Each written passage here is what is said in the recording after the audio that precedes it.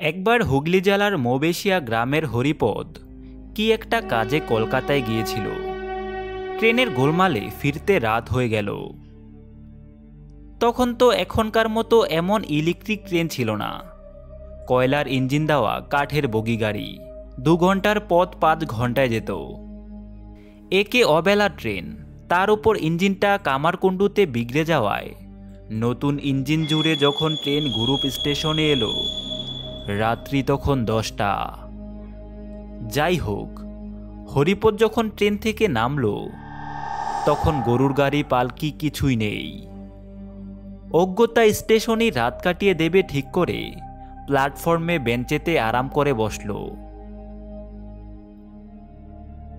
Train থেকে আরও 2-4 জন যাত্রী নামলো, তবে তারা সব কাছাকাছি থাকে, বীরপুর, কটালপুর, বলিদেহ এইসব গ্রামে। তাই তারা যে যার পায়ে হেঁটে চলে গেল। গেল না শুধু হরিপদ এবং এক বৃদ্ধ। বৃদ্ধ হরিপদের কাছে এসে বললেন, আপনি কোন গ্রামে থাকেন ভাই? হরিপদ বলল, আমি থাকি মৌবেশে, এখান থেকে 4-5 মাইল দূর। আপনি? আমি এখানে থাকি না, আমার মেয়ের বাড়ি চপায়, সেখানেই যাব বলে এসেছিলাম, কিন্তু কপালের ফের। চোপা নাম শুনেই উৎসুক হয়ে হরিপদ বলল, চোপা? ও তো আমাদের পাশের গ্রাম। ও গ্রামে কোথায় আপনার মেয়ের বাড়ি? জামাইয়ের নাম কি? তুমি কি চিনবে? আমার জামাইয়ের নাম লালমোহন দাস। লালমোহনকে চিনব না? ওর বিয়েতে বউ ভাতে ধম্বর খেয়েছিলাম। তা আপনি লালমোহনের শ্বশুর যখন, তখন আমার সঙ্গী যাবেন। কিন্তু মুশকিল হলো এই রাতে আরও 2-1 জন সঙ্গী থাকলে ভালো হতো। মাত্র 2 জনে কি করে যাই? তাহলে কি সারা রাত এখানেই পড়ে থাকতে হবে? তাছাড়া তো কোনো উপায় খুঁজে পাচ্ছি না। তার উপর আপনি বুড়ো মানুষ, একা একা এলেন যখন, সকালের গাড়িতে কেন এলেন না? আমার আজকে আসার কোনো ঠিক ছিল না। অনেক দিন মেয়েটাকে দেখিনি, তাই ওর জন্য মনটা খুব ছটফট করছিল। সেই জন্যই হঠাৎ বেরিয়ে পড়লেন, তাই তো? হ্যাঁ, ঠিক ধরেছ ভায়া। তা চলো না একটু সাহস করে এগোনো যাক। হরিপদ বলল, সাহস করে না হয় এগোলাম, কিন্তু অত পথ আপনি হেঁটে যেতে পারবেন? কি যে বলো! জানো না মরা হাতি লাখ টাকা? 20 মণ 25 মণ ঘি খাওয়া হার আমার। হাঁটাকে আমি ভয় করি না, তবে অন্য কিছুর ভয় করি। তাই একা হেঁটে যেতে সাহস হচ্ছে না। হরিপদ তখন বলল, ওই একই কারণে আমিও তো যেতে যাচ্ছি না। তবে অন্য কিছু বলতে আপনি ঠিক কি বলতে চাইছেন তা জানি না। চোর ডাকাত ঠ্যাঙারে এদের ভয়টা আমার কাছে বড় ভয়। কেননা ভূতের চেয়েও মানুষ আরও বেশি ভয়ঙ্কর। ভূত আছে কিনা জানি না, কিন্তু মানুষ আছে জানি। আর মানুষ পারে না এমন কোনো কাজ নেই। সে কি হে ছোকরা, তুমি শুধু মানুষকেই ভয় করো, ভূতকে ভয় করো না? না। ভালো ভালো, ভূতের ভয় না করাটাই ভালো। আমি কিন্তু ভূতের ভয়ই একা যেতে সাহস করছি না। ওরা যখন এইভাবে কথা বলছিলেন, তেমন সময় হঠাৎ দূরের একটা চালা ঘরে টিমটিম করে একটা আলো জ্বলতে দেখা গেল। হরিপদ তখন বললেন, চলুন তো, মনে হচ্ছে বালিদহের চায়ের দোকানটা এখনো খোলা আছে, গিয়ে দেখি 1 কাপ চা পাই কিনা। এই বলে বৃদ্ধকে সঙ্গে নিয়ে হরিপদ দোকানের দিকে এগিয়ে চলল।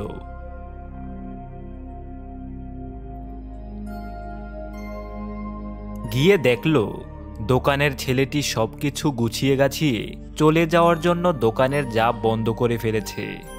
তখন হরিপদ বলল, আচ্ছা, মুশকিল তো, সারা রাত পড়ে থাকতে হবে এখানে, অথচ একটু চাও পাওয়া যাবে না? বৃদ্ধ বললেন, শোনো ভাই, যা আছে কপালে, হাঁটতে তো শুরু করি। হরিপদ তখন বলল, হাঁটতে আমি পিছপা নই, তবে আপনি তো জানেন না এখানকার ব্যাপার স্যাপার। ওই ঘিয়ারপুল জায়গাটা ভালো নয়, এখানকার নামকরা ডাকাতের আড্ডা ওখানে। হোক, কথা না বলে চুপি চুপি হাঁটা শুরু করি, চলো। যাবেন? চলুন তবে। বলে আর কোনো রকম কথাবার্তা না বলে সেই অন্ধকারের নিঃশব্দে বৃদ্ধকে নিয়ে হাঁটা শুরু করলো হরিপদ।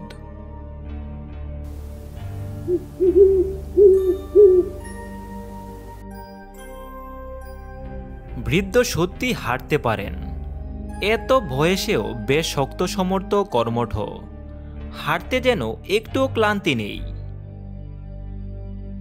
মাঝে মাঝে হাঁটতে হাঁটতে তিনি হরিপদকেও ছাড়িয়ে যান।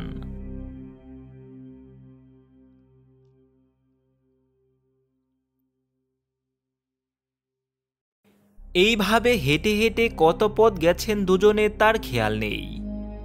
হঠাৎ স্টেশনের দিক থেকে একটি গাড়ির জোরালো আলো ওদের গায়ে এসে পড়ল। ওরা দুজনেই পথ ছেড়ে সরে দাঁড়ালো রাস্তার পাশে। দেখা গেল একটি হুডখোলা মোটর গাড়ি হর্ন বাজিয়ে তীর বেগে ছুটে আসছে ওদের দিকে। বৃদ্ধ বললেন, গাড়িটাকে কোনো রকমে থামানো যায় না? দেখো না, একটু চেষ্টা করে। হরিপদ বলল, না, দিনকাল খারাপ তো, ইচ্ছে থাকলেও ভয়ে কেউ গাড়ি থামাবে না, কার মনে কি আছে কে জানে। বলতে বলতেই মোটরটা সজোরে এসে ব্রেক কষল ওদের সামনে। প্রচণ্ড একটা ঝাঁকানি খেয়ে থেমে গেল গাড়িটা। গাড়ির ড্রাইভার ব্রেক কষে ওদের দুজনের দিকে বড় বড় চোখ করে অবাক বিস্ময়ে চেয়ে রইল। গাড়ির সামনের সিটে বেশ জাদরেল চেহারার একজন ভদ্রলোক বসেছিলেন। ওদের দেখে একটু গম্ভীর গলায় জিজ্ঞেস করলেন, কে আপনারা? হরিপদ বলল, আজ্ঞে আমরা কোনো মন্দ লোক নই, নিরীহ পথচারী। ট্রেনের গোলমালের জন্য ফিরতে রাত হয়ে গেছে, তাই হেঁটেই বাড়ি ফিরছি। ও, তো কোন গ্রামে যাবেন আপনারা? হরিপদ উত্তর দিল, আমি যাব মৌবেশিয়া, আর উনি যাবেন চপায়। তাহলে আমার গাড়িতে আপনারা উঠে আসতে পারেন। আমি যাব মাহিন্দর, আপনার গ্রাম ছাড়িয়ে জৌগ্রামের দিকে। হরিপদ এবং বৃদ্ধ দুজনেই ভদ্রলোককে ধন্যবাদ জানিয়ে গাড়িতে উঠল।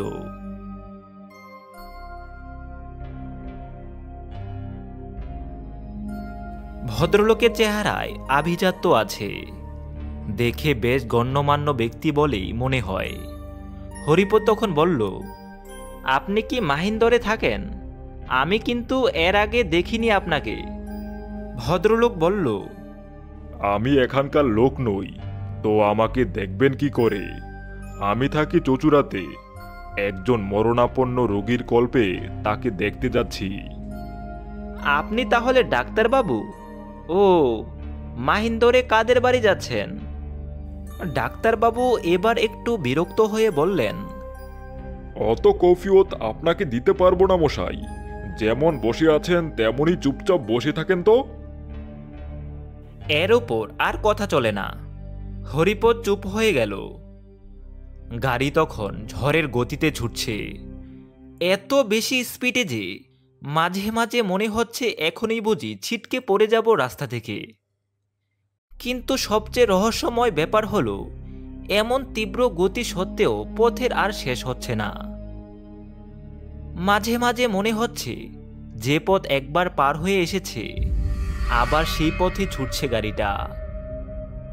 তাই দেখে বৃদ্ধ একটু রাগত স্বরে বললেন, ডাক্তারবাবু, আপনার ড্রাইভারকে বলুন গাড়িটা একটু আস্তে চালাতে, না হলে যে কোনো মুহূর্তে উল্টে যেতে পারে। ডাক্তারবাবু বললেন, উল্টালি হলো? গাড়িটা কতক্ষণ ছুটছে তার খেয়াল আছে? উল্টাবার হলেই এতক্ষণে উল্টেই যেত। কিন্তু কি অসম্ভব রকমের লাফাচ্ছে, মাথায় ঝাঁকুনি লাগছে, তার উপর বুড়ো মানুষ আমি, এত কষ্ট সহ্য হয়? ডাক্তারবাবু বললেন, বুঝলাম, তবে একটু কষ্ট সহ্য করতে হবে বই কি।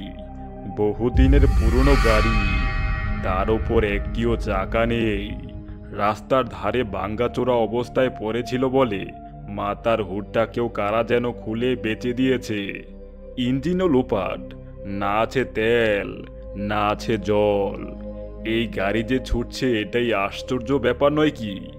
আমার ড্রাইভার খুব পাকা, তাই না হলে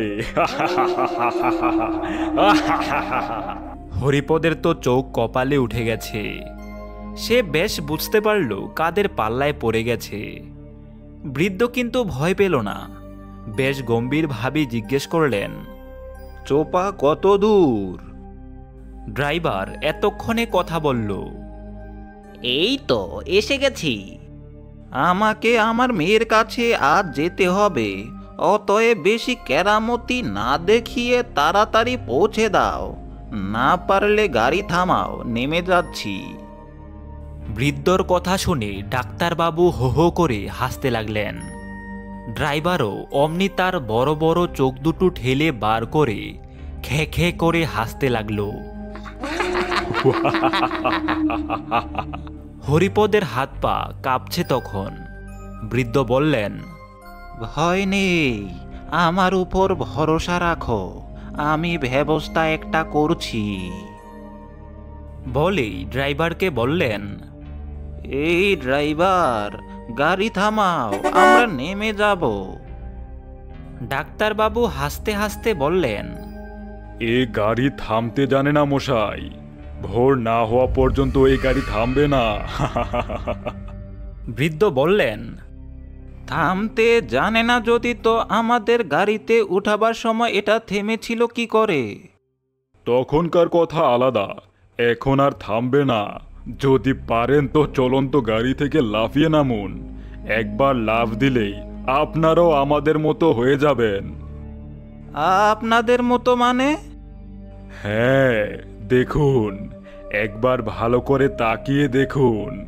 আমরা কিন্তু এখন আর আগের মতো নেই। সত্যি সত্যি তো, ওরা আর আগের মতো নেই। হরিপদ তাকিয়ে দেখল ডাক্তারবাবু এবং ড্রাইভারের আসনে দুটো আস্ত কঙ্কাল বসে আছে। সেই দৃশ্য দেখে বৃদ্ধ তো ভয় পাওয়ার জায়গায় রেগে গেলেন খুব। বললেন, তবে রে পাজি নচ্ছারগুলো, আমিও খেল দেখাচ্ছি, দাঁড়া। আজ সকালে ভাত খাওয়ার সময় মাছের কাঁটা গলায় আটকে মরে গেছি আমি। মেয়েটার জন্য খুব মন কেমন করছিল কদিন ধরে, তাই মেয়েটাকে একবার দেখতে যাচ্ছিলুম। ভেবেছিলুম আজ প্রথম দিনটা অন্তত একটু ভালো হয়ে থাকবো, এসব কিছুই করব না। তা কিছুতে ঠিক থাকতে দিলি না তোরা, নিজ মূর্তি ধরিয়ে ছাড়লি। এবার দেখ তবে আমার দৌড়টা।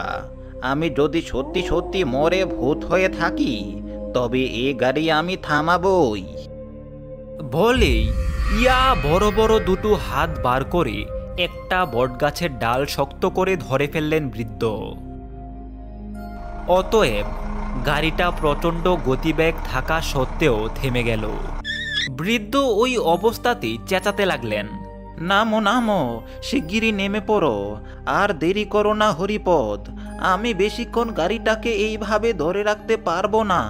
তবে লক্ষ্মী ভাই আমার, মনে করে আমার দুঃসংবাদটা আমার মেয়ের বাড়িতে একটু পৌঁছে দিও।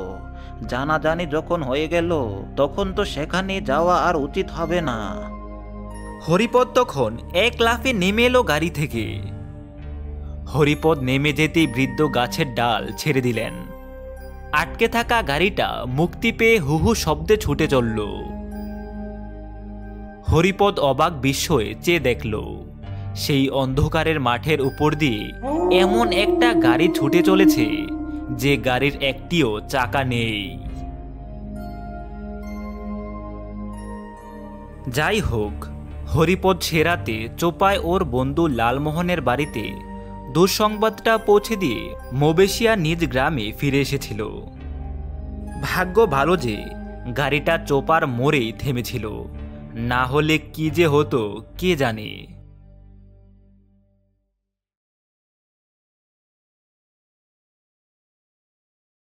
হুগলি জেলার রূপরাজপুরের প্রবোধকৃষ্ণ পাল মহাশয় গল্পটি আমাকে বলেছিলেন। তবে এও বলেছিলেন যে এই গল্পের সময়সীমা সঠিক করে বলা শক্ত, কেননা বহুদিনের পুরনো ঘটনা এটি। হুগলি বর্ধমান বর্ডারের বর্ধমান জেলার মধ্যে বিজলে নামে একটি গ্রাম আছে। সেই গ্রামে এক লোক ছিলেন, তার নাম ছিল কৈলাস। কৈলাস একদিন তার বউয়ের সঙ্গে ঝগড়া করে গ্রামের প্রান্তে ধুধু মাঠের ধারে একটি ওষুধ গাছের নিচে বসে মনের দুঃখে কাঁদতে লাগলেন। সংসারে নানা অভাব অভিযোগ, সেই নিয়ে ঝগড়াঝাটি। কৈলাস বাক্যবাণে জর্জরিত হয়ে আত্মহত্যা করবেন স্থির করে গাছে উঠে সঙ্গে আনা গামছা দিয়ে একটা ফাঁস তৈরি করলেন। তারপর টেনে টুনে দেখে যখন বুঝলেন ছিঁড়ে পড়ে যাওয়ার মতো ভয় নেই, তখন শেষবারের মতো একবার উপরওয়ালাকে স্মরণ করে গলায় ফাঁস দিতে গেলেন। যেই না ওই কাজ করতে যাবেন, অমনি হলো কি, একটি হাত হঠাৎ কোথা থেকে এসে গামছাটাকে সরিয়ে নিল। তখন সন্ধে উত্তীর্ণ হয়ে গেছে। সেই অবস্থায় অন্ধকারে কৈলাস দেখতে পেলেন একটা ছায়াসুরের গাছের মোটা ডালে হেলান দিয়ে বসে ফিক ফিক করে হাসছে। সেদিকে তাকাতেই ভয়ে বুক কেঁপে উঠল কৈলাসের। তখন ছায়াশরীর বলল, কি ব্যাপার, আপনি হঠাৎ আত্মহত্যা করতে এসেছেন যে? এ কাজ কি আপনার সাজে? আপনি কি জানেন না আত্মহত্যা মহাপাপ? হ্যাঁ। কৈলাস তখন বলল, হ্যাঁ, সবই জানি ভাই, সবই বুঝি, কিন্তু সব বুঝেও বড় জ্বালায় এই কাজ করতে এসেছি। কিন্তু আমি তো আপনাকে এই কাজ করতে দেব না। এই কাজ করে আমি এই অবস্থায় যে কত বছর আছি তা আপনি ভাবতেও পারবেন না। এর থেকে উদ্ধার নেই। আপনার ছেলে নেই, মেয়ে নেই, শুধু আপনি আর আপনার গিন্নিকে নিয়ে থাকেন। আপনি এই কাজ করতে যাবেন কোন দুঃখে? তখন কৈলাস অবাক হয়ে বললেন, কিন্তু তুমি আমার এত খবর রাখলে কি করে ভাই? তার আগে আপনি আমার কথার উত্তর দিন। বলুন, কেন এই কাজ করতে এসেছেন? দুঃখের কথা কি আর বলবো ভাই, আমার গিন্নিকে তো তুমি চেনো না। অমন দজ্জাল যে, মেয়ে ছেলে এই তল্লাটি দুটি নেই। তার জ্বলনে বাড়ি থেকে কাকচিলও বসতে পারে না। তাই অমনি অতিষ্ঠ হয়ে উঠেছি যে, তাই এই কাজ করতে এসেছি আমি।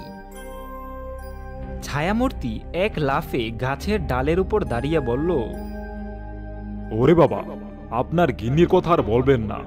ওরকম মেয়ে মানুষ আমি কখনো দেখিনি। ওকে আমি চিনি হারে হারে। আপনাদের বাড়ির পাশে যে আম গাছটা আছে না, সে গাছে আমার 100 বছরের বাস। শুধু আপনার গিন্নির চিৎকার, চেঁচামেচি আর গালাগালির চোটে আজ বছর খানেক হলো আমি পালিয়ে আসতে বাধ্য হয়েছি এখানে। কাঁদি যার গালাগালিতে ভূত পালায়, আপনি মানুষ হয়ে তাকে নিয়ে গড় কি করে করবেন? আচ্ছা, আপনাকে আত্মহত্যা করতে হবে না, আপনি এখানেই থাকুন, আমি আপনার থাকার ব্যবস্থা করছি। কৈলাস তখন গাছ থেকে নেমে আসলেন। ছায়ামূর্তিও নেমে এলো। সে এক ভয়ানক পরিবেশ। একদিকে ঘন জঙ্গল এবং অপরদিকে ধুধু মাঠ।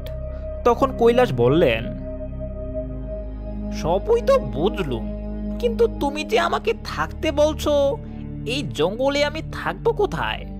আর যদিও থাকি, খাবোটা কি? সে চিন্তা আপনার নয়, সে চিন্তা আমার। আমি এই গাছতলায় আপনাকে একটি ঝুপড়ি বানিয়ে দেব। আপনি দিব্যি আরামে এখানে থাকবেন। আর এই যে দেখছেন ধুধু মাঠ, এটা হচ্ছে অনাবাদি পতিত জমি। এই জমির দখল নিয়ে আপনি চাষাবাস করুন। এতে যা ফসল ফলবে তা সবই আপনি ভোগ করে সুখে দিন কাটাতে পারবেন। কিন্তু না না, এর মধ্যে কোনো কিন্তু নেই। আপনার ব্যবস্থা আমি করছি। আপনি একটু বসুন, আর কিছুক্ষণের মধ্যেই আমার বন্ধু বান্ধবেরা এসে পড়বে। আমি তাদের সঙ্গে পরামর্শ করেই সবকিছু করব আপনার। কৈলাস নিশ্চিন্ত হয়ে বসে রইলেন এবং সামনে থাকা বন্ধু ভূতের সঙ্গে ভবিষ্যৎ পরিকল্পনা নিয়ে নানা রকম আলোচনা করতে লাগলেন। বেশ কিছুক্ষণ পরে অন্যান্য ভূতেরা দলে দলে সেখানে এসে হাজির হলো। কৈলাস সব কথা শুনল। তারপর প্রত্যেকেই একমত হয়ে কৈলাসের পুনর্বাসনের ব্যাপারটা মেনে নিল। সকলে মিলে অনেক যুক্তিতর্কের পর বাঁশঝাড় থেকে বাঁশ, তালগাছ থেকে পাতা ইত্যাদি এনে রাতের মধ্যেই কৈলাসের থাকার একটা আস্তানা করে দিল। কৈলাস মনের আনন্দে সে আস্তানায় আশ্রয় নিয়ে পুনর্জন্ম লাভ করলেন। রাত শেষ হতেই বিদায় নিল ভূতেরা। যাওয়ার আগে বনের ভেতর থেকে নানাবিধ ফলমূল কৈলাসের জন্য রেখে গেল তারা। কৈলাস তো বজায় খুশি। এইভাবে যদি জীবনের কটা দিন কেটে যায় তো মন্দ কি। ভিজলেডাঙ্গা ভূতের উপদ্রবের জন্য সেকালে কুখ্যাত ছিল খুব। এর আশেপাশের গ্রামের লোকেরা ভুলেও কেউ ওদিকে যেত না। কাজী সবাই যখন শুনল গিন্নির সঙ্গে ঝগড়া করে কৈলাস ভিজলেট ডাঙ্গার দিকে চলে গেছে, তখন ধরেই নিল সবাই যে ভূতেরা আস্থা গিলে খেয়েছে কৈলাসকে। বিশেষ করে কয়েকজন দুঃসাহসী লোক যখন কৈলাসের খোঁজ করতে করতে এই পথে এসে দূর থেকে ওষুধ গাছের ডালে গামছার ফাঁস ঝুলছে দেখল, তখন ধারণাটাকে একেবারেই সঠিক বলে মেনে নিল। অতএব কৈলাস বেঁচে থেকেও সকলের কাছে মৃত প্রতিপন্ন হলেন। কিন্তু তাতে কি, কৈলাস দারুণ খুশি ছিল। ভূতেরা তার কোনো অভাবই রাখল না। সারাদিন কৈলাস একলা থাকেন। রাত্রিবেলা বন্ধু ভূতেরা সহায় হয়। তাদের দয়ায় এই বিস্তীর্ণ অঞ্চলের মালিক হয়ে গেলেন তিনি। একদিন ভূতেরা বলল, আপনি এক কাজ করুন, এই জমি তো অনাবাদি পড়ে আছে, আপনি একে অবাদ করে ফসল ফলান। তখন কৈলাস বললেন, বললে তো বেশ, আমার আপত্তি নেই, কিন্তু এ জমি চাষবো কি করে? আমি কি চাষের কাজ কিছু জানি? ভূতেরা বলল, এ বড় সমস্যার কথা বটে। তা আপনি এক কাজ করুন, রাত্রিবেলা গ্রামের লোক ঘুমিয়ে পড়লে গ্রামবাসীদের ঘর থেকে লুকিয়ে কোদাল জোগাড় করে নিয়ে আসুন দেখি, বাকি কাজটা আমরাই করে দেব। কৈলাস তাই করলেন। ভূতের পরামর্শ মতো গ্রামে গিয়ে লুকিয়ে ওর বাড়ি থেকে কোদাল নিয়ে এলেন। তাই নিয়ে সারা রাত ধরে চলল ভূতের উপদ্রব। সেই বিস্তীর্ণ অঞ্চলে রাতারাতি মাটি কুপিয়ে ভূতেরা চাষে উপযোগী করে ফেলল। তারপর একজন ভূত বলল, যান, যাদের জিনিস তাদের ফেরত দিয়ে আসুন। কৈলাস তাই করলেন। ঝাড় ঝাড় বাড়িতে তার কোদাল দিয়ে আসলেন। আর একদিন ভূতেরা বলল, কয়েকটা বালতি চাই যে, জমিতে জল দিতে হবে। কৈলাস তখন গ্রামে গিয়ে বালতি নিয়ে এলেন। এইভাবেই শুরু হলো চাষাবাদ। দেখতে দেখতে সবুজ ফসলে ভরে উঠল। মাঠের ধান মাঠে পাকল। ভূতেরাই সবকিছু করল। কৈলাসের ঘোলা বড়া ধান হলো। এত ধান যে আশেপাশের গ্রামের লোকের খামারে অত ধান ছিল না। সেটা ছিল খরার বছর। চারদিকে অন্যের জন্য হাহাকার পড়ে গেল। কত মানুষ না খেতে পেয়ে মরল, অথচ কৈলাসের ঘোলা ভর্তি ধান। তাই একদিন কৈলাস আর থাকতে না পেরে সন্ধ্যের সময় চুপি চুপি গ্রামে গিয়ে হাজির হলেন। ভাবলেন গিন্নিকে সব কথা বলে ক্ষমা চেয়ে নিয়ে আসবেন এখানে। কিন্তু সেটা বিপরীত হলো। কৈলাসকে রাতের অন্ধকারে দেখা মাত্রই ভয়ে চিৎকার করে এমন কাণ্ড বাঁধালেন গিন্নি, গ্রামশুদ্ধ লোক হৈ হৈ করে লাঠি সোঁটা নিয়ে ছুটে এলো। তারপর কৈলাসকে দেখি তো চক্ষু স্থির। সবাই তাকে ভূত মনে করে নির্দয়ভাবে লাঠি পেটা করতে লাগলো। কয়েকগা লাঠির বাড়ি খেতেই রক্তাক্ত শরীর নিয়ে লুটিয়ে পড়লেন কৈলাস। তারপর যখন একেবারেই নিশ্চল হয়ে গেলেন, তখনই গ্রামের লোকেরা নিজেদের ভুল বুঝতে পারলেন। কিন্তু তখন সব শেষ। একমাত্র সৎ কাজ ছাড়া করবার আর কিছুই ছিল না।